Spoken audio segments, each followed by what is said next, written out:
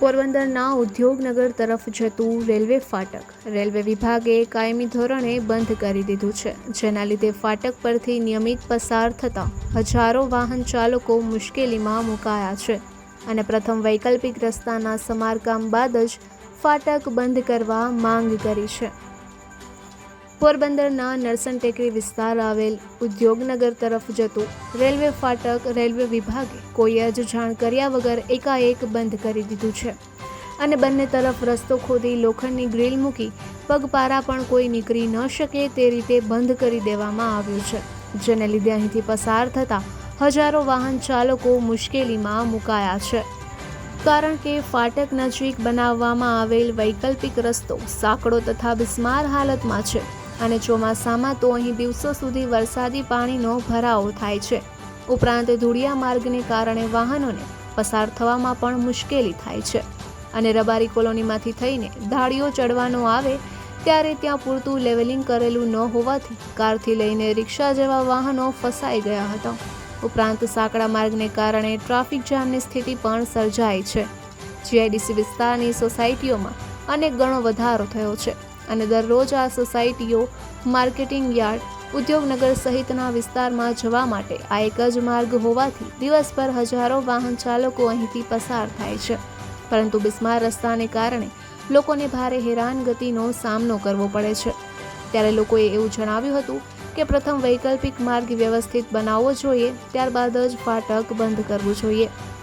અગાઉ 100 કરોડના ખર્ચે રોકડિયા હનુમાનથી માધવાણી કોલેજ અને નરસણ ટેકરી તરફનો સ્પ્લિટ ફ્લાયઓવર બ્રિજ બનાવવામાં આવ્યો। ત્યારથી એવી ચર્ચાઓ ચાલતી હતી કે ફ્લાયઓવર બની જતા ઉદ્યોગનગરનું રેલવે ફાટક બંધ કરી દેવામાં આવશે।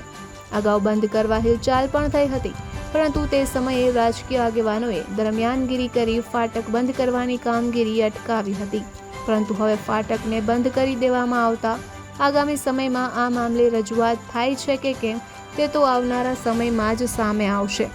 ફાટક બંધ થવા અંગે જાણ થતાં શહેર કોંગ્રેસ પ્રમુખ રાજવીર બાપોદરા સહિત આગેવાનો ફાટક ખાતે દોડી ગયા હતા અને રેલવે તંત્રની મનમાની સામે રોષ વ્યક્ત કરતા જણાવ્યું હતું કે વૈકલ્પિક રસ્તો પહોળો અને વ્યવસ્થિત બનાવ્યા વગર ફાટક બંધ કરી દેવામાં આવતા લોકો મુશ્કેલીમાં મુકાયા છે।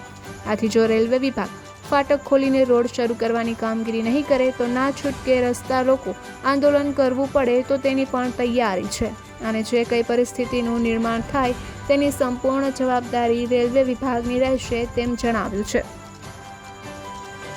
નિપુલ પોપટ, પોરબંદર ટાઈમ્સ। કન્સ્ટ્રક્શનનું કામ કરું છું। મારે 3 થી 4 કે 5-6 ધક્કા અહીંયાથી નીકળવાના થાય છે। અત્યારે હું નીકળું છું, માલ પણ મારે ગાડીમાં હોય છે। રસ્તો એકદમ ખરાબ છે, ફાટક બંધ કરી દીધું વાંધો નહીં, પહેલાં રસ્તો સારો બનાવવો જોઈએ। અહીંયાથી જ્યારે ઉપર ચડીએ ત્યારે સામે દરાણીઓ આવે છે, સામેથી વાહન આવતા એમાં ટર્ન લે ટકરાઈ જવાની બીક છે। પાછું રાઈટ સાઈડમાં ઓવરટેક થઈ શકતું નથી, ત્યાંથી પાછું ફરીને આમ જવું પડે છે। તો પહેલા રસ્તાની વ્યવસ્થા કરાય અને પછી ફાટક બંધ કરાય। પબ્લિક એટલી તકલીફ પડે, જોઈ શકો છો આપ બધે, બરાબર છે? તકલીફ ન પડે? આ જોવો તો ખરા, અત્યારે વાહન ટકરાય છે કે બીજે વાંહે ઉપર ચડાતું ઉપર પાછું દલાણ્યું છે એકદમ। ચડવામાં તો સામે સ્કૂટર આવતું તો ધ્યાન ન રહે, ઓલી બાજુ સ્કૂટર આવતું તો ધ્યાન ન રહે, તો કઈ બાજુથી નીકળવું, ક્યાંથી નીકળવું? બરાબર, આ રસ્તો છે એ વ્યવસ્થિત નથી કર્યો ને એમ। આમાં 8 ફૂટ પાણી પડે, ચોમાસામાં પાણી ભરે છે 8 ફૂટ, અને પછી વાહ નીકળી નહીં શકે આમાં। 2 ફૂટમાં આવવાની મનાઈ કરી દીધી, 2 ફૂટ પાણી તો રોડ પર નહીં આવવાનું એમ, તો ફરીને જવાનું એમ। એટલે પછી આ ઢાળ છે, રસ્તો ખરાબ છે, બરાબર, વાહન ઉપર ચડી ના શકે, આ રૂમ શહેરમાં જવું પડે છે, રૂમ શહેરમાં જવું પડે છે એમ। તમારી શું માગણી છે? હા, બધી રસ્તો વ્યવસ્થિત કરવો પડે ને એમ, પછી ફાટક બંધ કરાય ને એમ, રોડ વ્યવસ્થિત કરવો પડે એમ। આજ રોજ જે હનુમાન રોકડિયાથી નરસણ ટેકરીની બ્રિજની વચ્ચે જે રેલવે ફાટક હતી એ તંત્ર દ્વારા અચાનક કોઈને જાણ કર્યા વિનાની બંધ કરી દેવામાં આવી છે અને જે ફાટકેથી જે ડાયવર્ઝન કાઢ્યું છે એ એકદમ જોખમી છે। બધા જ વાહનો ઉપર ચડવામાં સલવાય છે અને જાનહાનિ પણ થઈ શકે એમ છે।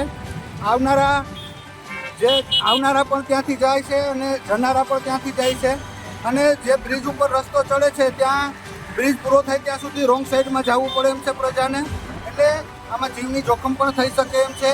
પહેલાં તો તંત્ર દ્વારા આ જે રેલવે ફાટક બંધ કર્યું છે એને સારું ડાયવર્ઝન આપે કે જે પ્રજાજનો અહીંથી પસાર થાય તો એને કોઈ પણ જાતનો પ્રોબ્લેમ ન થાય, અને જો આવનારા સમયમાં આ બ્રિજનો આ જે રેલવે ફાટકનો હલ નહીં આવે તો જિલ્લા કોંગ્રેસ દ્વારા રસ્તા રોકો આંદોલન પણ કરવા તૈયાર છે.